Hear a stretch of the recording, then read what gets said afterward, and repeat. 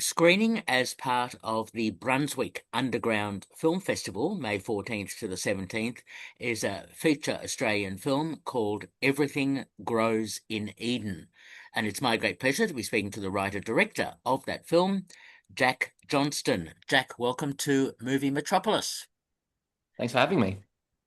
Good to talk to you. This is such an intriguing sort of road trip, character study, insight into people's lives. It's a really interesting feature. Tell me about the origins of it and how it all came about.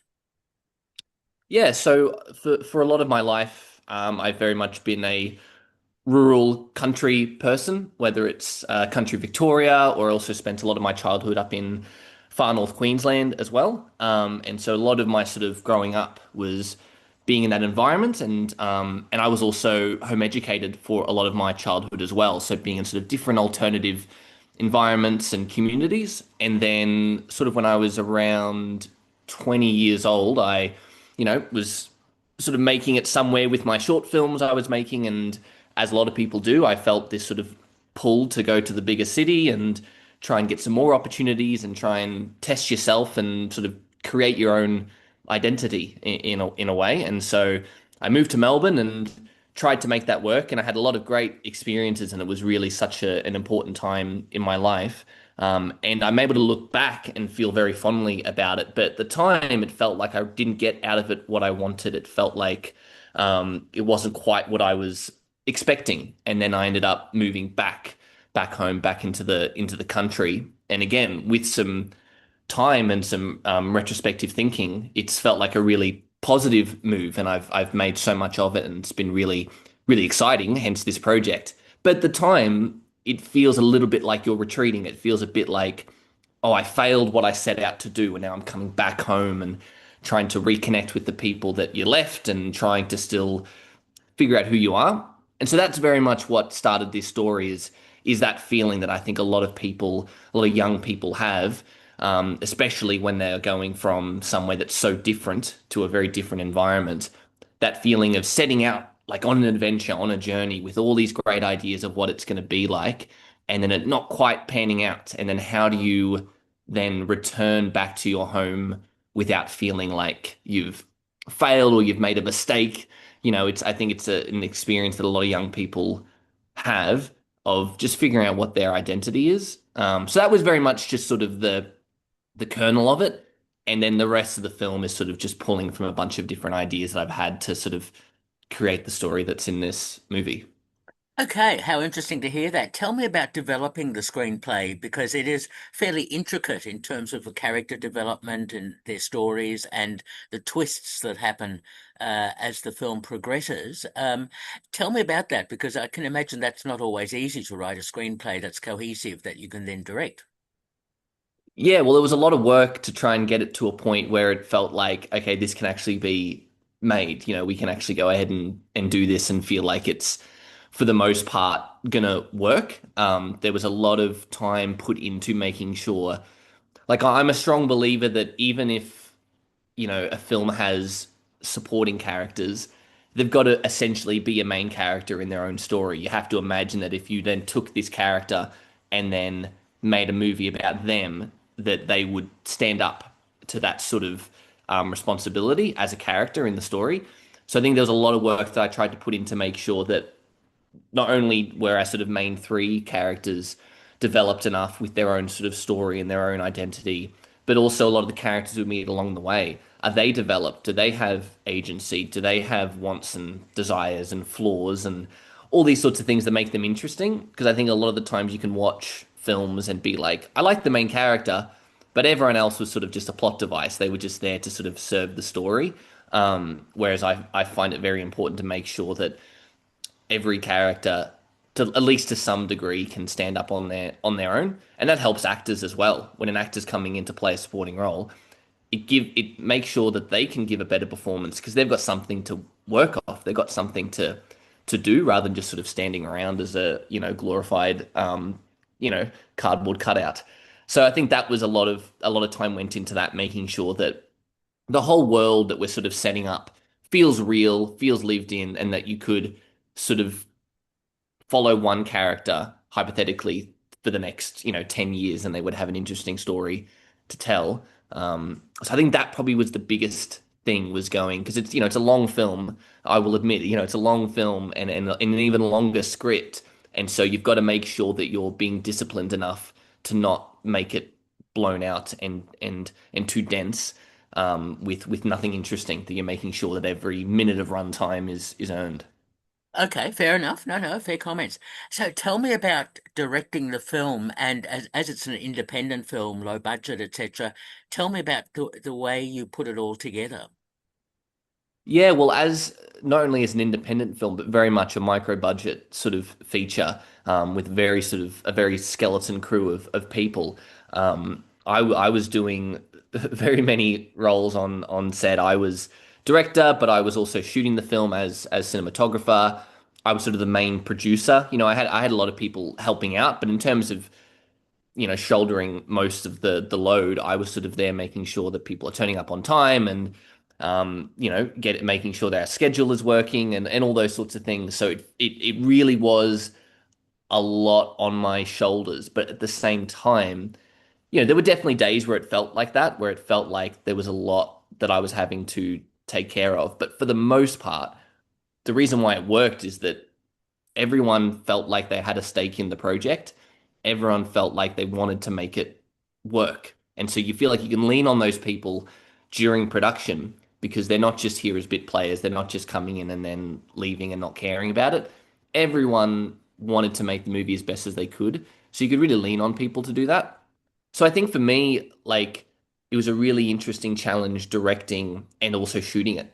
A lot of my sort of more recent shorts have been working with the DP, and that's great because you can let them deal with the technical side of it, and you can just focus on, the actors and the performance and the story. And unfortunately, I didn't have the luxury this time around for a bunch of different reasons, and so having to shoot it as well was a really great learning experience for me to go, how do I make sure that I'm paying equal attention to my actors and to the general project overall, and also making sure we're getting the right shots and we're, making sure we're getting the coverage that we need. And I feel like I've learned so much now compared to where I was at day one, which I think I'll take into the next projects, even if I'm not shooting it, just knowing of how to make sure that we're giving everything its deserved attention. Okay. I was wondering, as you were shooting the film, was the script set in concrete, or was there some improvisation or development There was as you're a little making the bit of film? Oscar There's a comes into supporting the cast frame. member. Yes, hey, Oscar. Um, so it was mostly on the page. I don't feel like it would be accurate to describe it as like, an improv film. But at the same time, there were definitely moments for that. And I think my overall ethos as a director is to like best idea wins on the day. I don't care who it comes from. It could come from who's doing catering. Like at the end of the day, best idea wins. And as the director, you've got to have final say on that and you've got to make sure it's fitting within the vision. But ultimately, if someone comes up with a better idea for a line or particularly for something like this and how I like to write, I'm wanting to feel naturalistic. And what sounds naturalistic to me may not quite fit for that actor. They might be like, I don't really say that word or that turn of phrase. I'm not really used to saying it. It's kind of coming out a bit sort of stilted. And that's normal. And so I'm very much the director that's like, great, what can we do to make sure we're getting across the same meaning of that line, but in a way that's going to sound more natural coming from you. Mhm. So there's a lot of those things in the film, I think, where not there aren't many scenes where they're all improvised, but I think if you were to watch the film and read the script side by side, there'd be little lines and sentences here and there where you're like, oh, that's slightly different, and a lot of that was driven from the actors of making sure that they felt the most natural and the most comfortable they could, so that they could give the best performance that they could. Okay. Tell me, how long did it take you to shoot it? Because you use locations in Victoria, etc., and I can imagine it wouldn't have been easy. No, like we shot it in a little bit of an unorthodox way, at least for some productions. To me, it didn't seem that unorthodox, but I'm learning that it's not a lot of productions work this way. But we shot basically just on weekends. and that was to try and maximize availability for people. The crew of people that we had, it worked best for them that they could work their day jobs during the week and then spend their weekends up here shooting. So that meant that I think it was an 18-day shoot, which is relatively quick in terms of a feature film, especially of this length. But it felt so dragged out because we were shooting from basically the start of September through to the end of November. So it was sort of a long, stretched out shoot. But in terms of actual shoot days, we got through it pretty quickly. And again, sort of putting the producer hat on, trying to schedule the shoot to maximize where we were shooting at different locations was a challenge, but something I feel like we mostly succeeded at, of trying to block everything together to go, all right, well, we've got all these different scenes at this location, so let's try and shoot them first. But also, this other location is only a 10-minute drive, so we probably should do that on that day.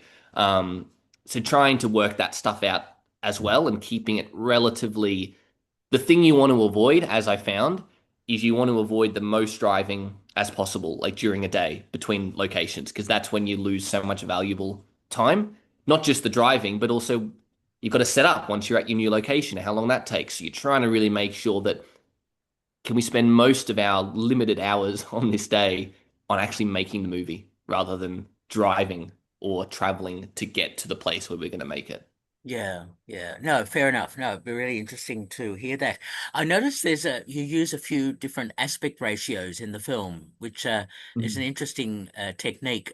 What made you decide to do that?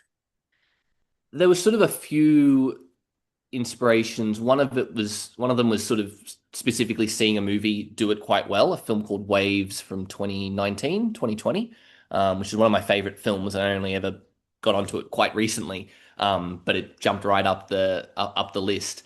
And it has a very interesting way of using different aspect ratios to tell the story.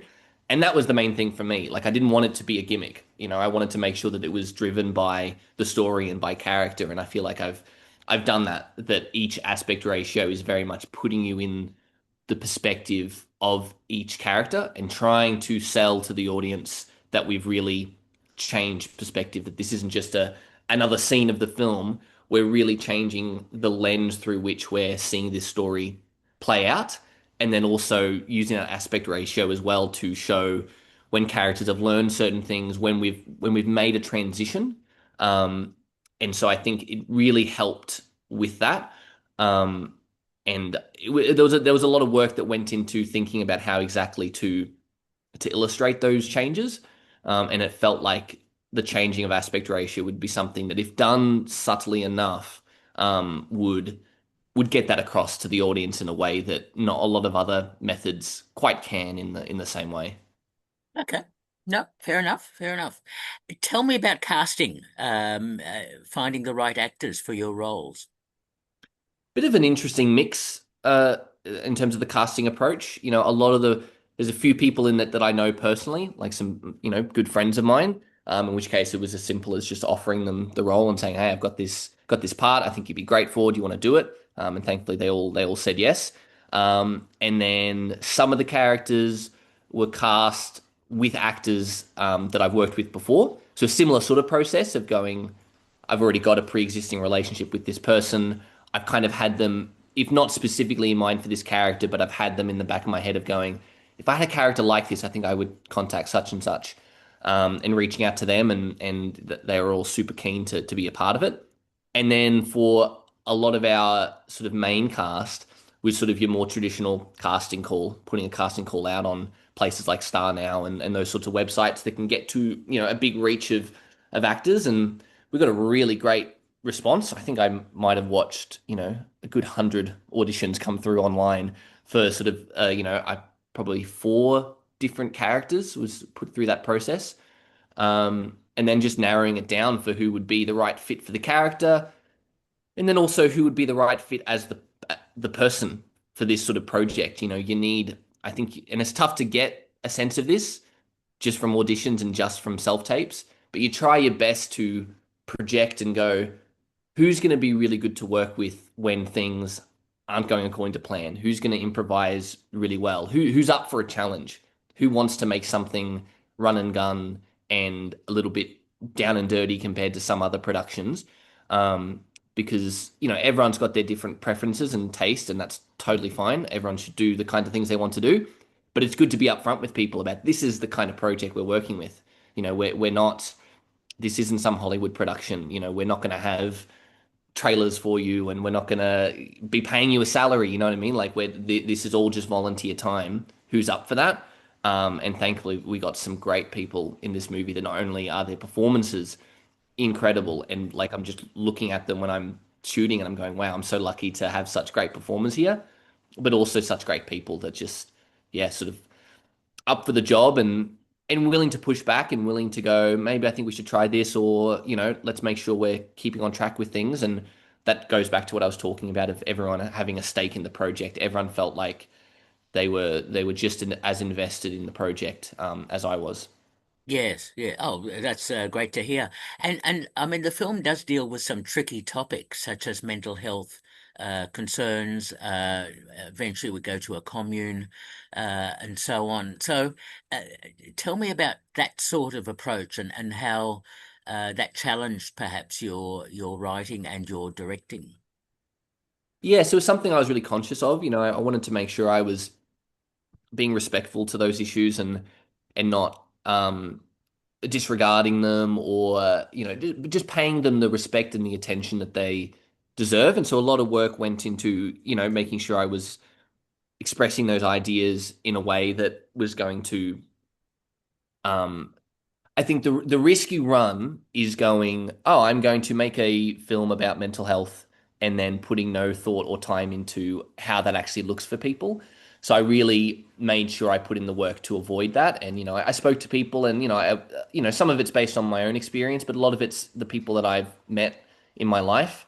And so sort of touching on those sort of real experiences and how they came across to me, and also people I know in my life that like work in sectors of mental health, and kind of touching base and going, does this seem sort of right? And have I missed something obvious here? So some work went into that, and a lot of the sort of commune, sort of alternative living stuff. Again, I've sort of got personal experience with people I've met and the way they sort of live their lives. And I think an important part to me was to make sure I wasn't at least too much dealing in stereotype, and making sure that I was sort of treating that way of living and those that community of people with the same sort of respect of going, this isn't going to be a parody. This is going to be what might an actual commune of people look like. And the truth is, it looks like most people. The idea of there just being a bunch of hippies and they're all wearing tie dye and all those sorts of things. Sometimes that works, and not saying those people don't exist, but very much going, again, people I've met and the way that I've lived my life and the communities that I've been involved in, it's a bunch of different people. And at the end of the day, a lot of their lives are just sort of normal, and making sure, are we putting food on the table, and are we spending time with each other, and trying to look at it through that lens, that there's a lot of sort of, if not shocking, at least sort of new and unique things that our characters are presented with when they come to this commune. And that does sort of put them in a different frame of mind, and serves the story. But I think for a lot of what impacts the characters is how sort of normal and comfortable it is for them. And so I think that was also important as well, that we don't treat that community and that lifestyle as a parody. We go, what actually might this look like? What does this look like to a lot of people, in a way that's actually sort of genuine and real, rather than, yeah, parody. Fair enough. No, no, that's really good. Use of music is interesting. Ian Aisling's music. Tell me Mhm. about integrating that into the film. Yeah, so that was a really interesting process, because that wasn't actually an original score. That's Ian's incredible work that he's done through the years. Because I had a composer lined up to do some original music, and unfortunately they dropped out really late notice, and it was just sort of too late in the process to try and start the search again. In fact, I had probably two people drop out, sort of my first choice and then second choice dropped out, and so sort of trying to go, okay, do I try and get someone to rush something with how much notice that they had, or, especially because I didn't want the music to be too overbearing, I wanted it to be subtle. Has someone out there already made the perfect score for this film, and so a lot of work went into looking out what's out there, what music could I license that would fit the tone of this film, and I came across Ian's music, and I mean there were so many tracks that I was like, oh, this would work here and this would work there, and because he's just such an incredible musician and a great guy as I've sort of gotten to know him a little bit, and yeah, so it was just a matter of finding those pieces of music and fitting them in the edit, what would work for trying to tell this story, and I'm very much a strong believer in themes. Like I think it's really important to have sort of certain motifs and certain pieces of music representing certain characters and certain ideas. And so I tried to have that sort of some recurring themes come in to try and just get the audience a bit closer to the characters because they get to know them a little bit more. And so I sort of found those pieces, and then just yeah, license the music. I forget exactly what site it's through, but yeah, it's sort of the nuts and bolts of it is essentially you pay for a license to use that music in the film and sort of for theatrical release and streaming and such, and put it in. And yeah, it's been great getting to chat to Ian afterwards, and he's sort of thankful that we were able to use his music, and hopefully I'll get to work with him on an original piece in the future. Would be really great because yeah, his music is absolutely incredible. Very good. Yes, it is. It is. Now, tell me about the edit, because as you've alluded to a number of times, the film does run 139 minutes. Were you at all tempted to shorten the film, or did you feel that it needed that length to tell the stories? Well, the original cut was slightly longer, not too much longer. I think there's an extra 10 minutes was sort of cut off in the end. And I think there was only one full scene that we cut. The rest of that 10 minutes was just trimming, was just going, all right, how can we just, we're not going to turn this 2.5 hour movie into a 90-minute movie. It's just the story is there. But how can we make sure that the pacing is right? How can we make sure that there's really no fat on this movie? Because as I said, when you've got a runtime that long, you got to make sure that it's earning every single second. Mm. So a lot of that was going, looking at scenes and going, is this absolutely necessary? Have we gotten this point across in a different scene? Can we kind of combine two moments to create one? So a lot of that sort of work.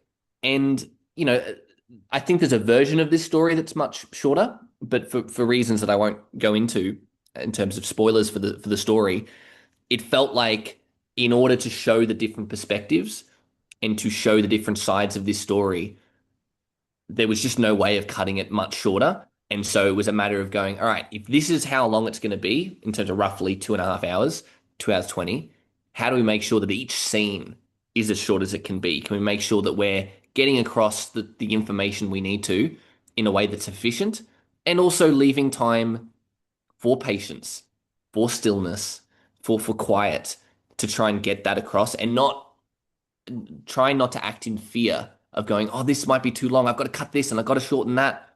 Staying true to what the vision of the film is and what the story is trying to say. And if that allows for a cut, if that allows for trying to shorten it for efficient pacing, do it. But if the story, if the scene is asking for this to be a slower paced scene, we've got to lean into that. We can't act in fear and go, well, it might be boring people. You've got to trust that the scene works. Mm. Fair enough. No, no, that's a great response. So the next step, of course, is to get the film out there. Tell me about your attempts to have the film screened, especially I notice it's screening at the Brunswick Underground Film Festival. Yeah, so it's sort of been two-pronged. So there's sort of been the traditional festival approach, and sort of our first sort of major stop there has been the Brunswick Underground Film Festival, which I'm so excited to be a part of. You know, their lineup that they've got this year has just got such a wide range of films of different production levels and different genres and everything. And so I'm really excited to go down and not only support my film, but also support all the other films that are there as well. I think it's going to be a great sort of weekend and a bit of films to show. So that was sort of one step of getting the film out there is submitting it to festivals and seeing how you go. And that process will play out how it plays out. But the other way has been because this film so much is about regional Victoria and so many of the people involved are from here and you know a lot of the film was funded from a Kickstarter and a lot of those Kickstarter people are from the area, you know, local. So it felt right to go, how do we make sure we're capitalizing on that support and that kind of groundswell of support, and also giving those people an opportunity to see the thing that they helped make. And so that sort of sprung the idea of going, how about we do sort of a regional tour? How about we look at some independent cinemas in the area, just approach them one to one and go, hey, we've got this film that's from the area. So it's got sort of an in for a lot of people when they're going to choose which movie they go to see. They go, oh, this was made right here in Wangaratta or right here in Benalla. And also family and friends of cast and crew, like the spread of people, I think would be quite alluring to a lot of independent cinemas. And it proved to be true. Our Benalla premiere sold out. Our Wangaratta screening sold out, and they're an even bigger cinema. I think there was 100-seat capacity, so we sold basically all those seats. And then our Albury screening went really well as well. And I think that's just because people, we know that people aren't going to the movies as much anymore, in terms of generally speaking. But as we know with a lot of films, when people really want to see a movie, they will come out in droves. And obviously, our film's nowhere near, I don't know, like a Project Hail Mary, for example. But it shows that when people really want to see a movie, they will still come out. We're still seeing, billion-dollar box office movies. So it feels like in today's day and age, it's not like, 10, 20, 30 years ago where people would just go to the movies on a weekend, regardless of what was on. I think people are a little bit more discerning of what they choose to spend their money on, which is absolutely fair enough. And so I think we're trying to lean into that to go, all right, if you've got $25 to spend this weekend, we've got a pretty good case for why we should be the thing you come and spend your money on and the thing you see. And the responses have been great. I've been getting really great responses from people that have come out and seen it. And we ended up having some encore screenings at Benalla. We had 3 extra screenings and had a bunch of extra people come and watch them as well. So it's been really nice to see the local community come out and support the film, but also exciting to know that, that's an avenue that people can explore of going, all right, if you're not going to get, a proper distribution deal, don't give up on cinemas. Yes, you may not get the reach that you would if you had a distributor, but you can still get something out of it, if you just do it yourself and reach out to independent cinemas and just see what you can do. Okay, no, fair enough, fair enough. That's very interesting to hear all that. What made you decide on the title, Everything Grows in Eden? There was sort of a little bit of time, thought into what the title would be. This was very much a classic example of working title that just sticks around, and you're like, all right, I guess this is it. But the place, the commune in the film, is Eden, Mm. the Orchard of Eden in full. So that was sort of that I think came first of going, what would this place be called? And then the everything grows in Eden part very much is from, I guess, what happens. Everyone grows in this film by the end to some Mm. degree. Maybe sometimes that means taking a step backwards, but it's all growth towards trying to be a better, more well-rounded person. And while it doesn't all necessarily have to do with the commune, it sort of is the setting for the second half of the film. Um, and sort of gives the audience, I think, a bit of a sense that this is going to be a film about reflection and growth. So I feel like the film works, the film's title works on that sort of level. Fair enough. No, no, I understand the symbolic quality of the title and so on. Okay, Jack, what's next for you? Have you got other projects planned? Nothing specific at this stage. As you can imagine, my mind's so much been focused on just getting this film out there and trying to get people to see it. I've got a few ideas bubbling away. I don't think anything will happen in the near future. I've got some other creative stuff on the side, like theater and that I'm sort of got lined up for this year. So I think next year and onwards, there'll definitely be something. What that is specifically, I'm not quite sure. I've been recently inspired by trying to do something like a complete 180. Maybe something a bit more in the action genre, something a little bit more gritty, and I don't know. It's trying to go. I've done that thing. What would be something completely different that I Mm. could do to test different parts of myself and get something different out of my sort of creative output. So who knows? I might come back and do another coming of age drama, who knows? But at this point, yeah, I'm thinking maybe something slightly more genre. But like I said, I think it'll be a little while. I'll want to have a break, I think, between this project and the next. And so, yeah, what comes up in that period, we'll have to wait and see. Fair enough. I absolutely understand. Well, I hope the screenings go well at the Brunswick Underground Film Festival, May 14th to the 17th. We've been speaking to writer-director Jack Johnston for his film Everything Grows in Eden. Thanks so much for talking with me, Jack. Cheers. All the best. Thank you.